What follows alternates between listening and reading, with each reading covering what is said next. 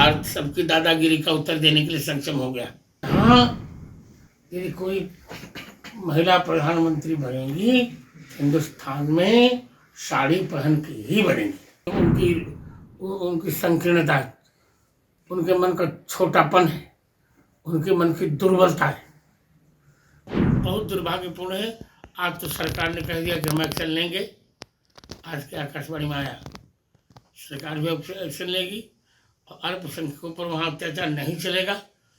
और अंतरिम सरकार यदि रहेगी भी नहीं तो जा रही है, फिर भी किसी की वहाँ दादागिरी नहीं चलेगी।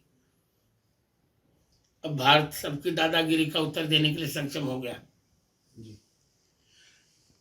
कल एक बड़ा बयान जो हैदराबाद के सांसद है ओवैसी जी, उन्होंने कहा कि भारत का संविधान कहता है कि सभी जो मजहब के लोग हैं, जो इस देश के नागरिक है, वो सर्वोच्च पद जो चाहे प्रधानमंत्री का हो, राष्ट्रपति का हो, मुख्यमंत्री का हो, उसमें आसीन हो सकते हैं।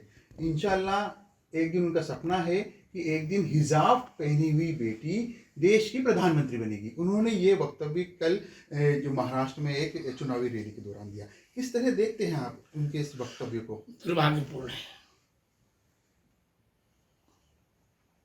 हमने राष्ट्रपति तो बना ही दिया भारत में। अबुल कलाम आजाद बने, अब्दुल कलाम भी बने, और अब फखरुद्दीन अली भी अहमद भी बने थे राष्ट्रपति। हमने तो बना ही दिया, अब क्या चाहिए?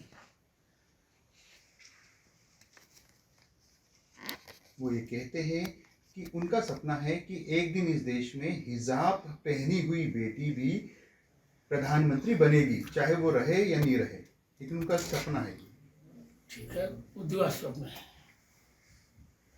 यहाँ यदि कोई महिला प्रधानमंत्री बनेगी, हिंदुस्तान में साड़ी पहन के ही बनेगी।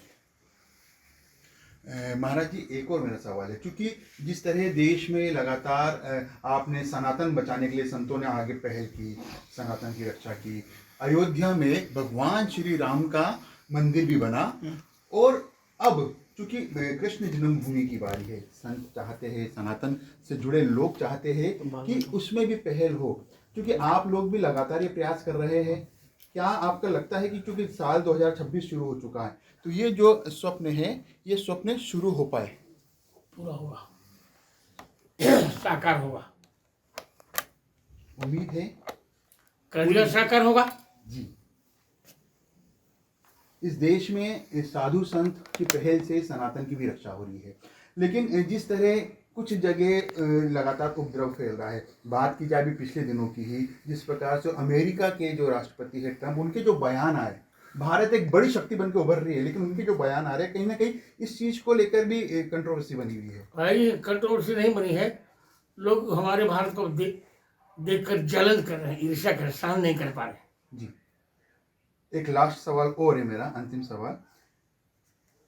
जिस प्रकार से बयान ओवैसी देते हैं, कहीं ना कहीं जब देश में सब तरीके से सही चलता है, लेकिन एक चुनाव की रैली में इस प्रकार का बयान कि देश की बेटी हिजाब पहनी हुई बेटी ही देश की प्रधानमंत्री बनेगी, इस प्रकार के सपने, जबकि संविधान सब कुछ कहता है, लेकिन इस प्रकार के बयान देने की जरूरत कहाँ पड़ती है? कोई आवश्यकता नहीं।